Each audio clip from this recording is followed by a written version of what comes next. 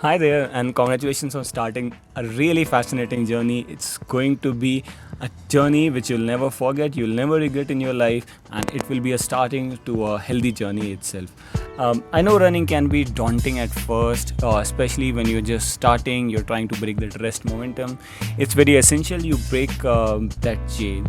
And here is what this video is going to tell you: how to break that momentum and how to get yourself into that running form itself.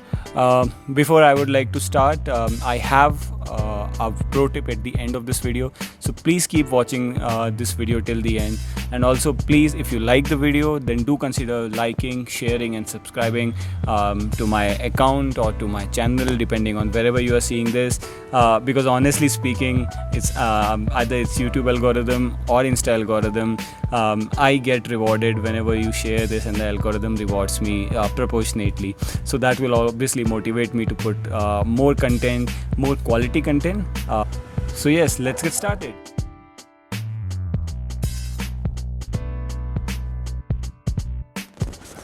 So my first tip would be starting a routine. Now, how do you start a routine? Pick up a particular time of the day according to your schedule. It may be during the day, or it may be during the night, or it may be early morning or early evenings as well.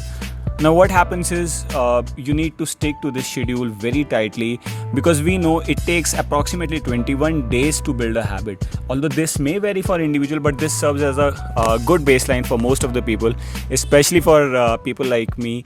It needs 21 days to at least build a habit. So when you go through that cycle again and again, repeated over 21 days at the same time, exactly and precisely, it is a high likelihood that your running schedule or your healthy schedule will turn into a habit, and then you can start to knit your other work schedules around that schedule itself. So it's very important to build a schedule and stick to it. My second tip would be to build a subroutine or a smaller schedule around your main schedule, that is running. Now what happens is, what I do in my case, for example, and what I'm trying to say is, I'll just elaborate. What I do is basically I try to either drink some warm water, or maybe drink some black coffee. Some people even prefer lemon water. Do something in the morning which will kickstart your metabolism and give you a signal as to, yes, your day has started. I have taken the first thing in the morning, and yes, now I'm ready to run. So this is the one thing which you should build around your main schedule. So don't just think of running as, I'll just wake up in the morning and immediately go for running, but also think of as, okay, these things I need to do, which are subroutines to the main routine, that is running. It's very important. My third essential tip would include journaling whatever you are going to do the next day. So if you are planning to run, let's say, a 5K the next day, or even a 1K, or you are planning to walk the next day, or maybe do some stretching exercises, just jot it down in your journal a day prior to the day you intend to do it. This will free up your mind in the morning. You don't have to think what to do.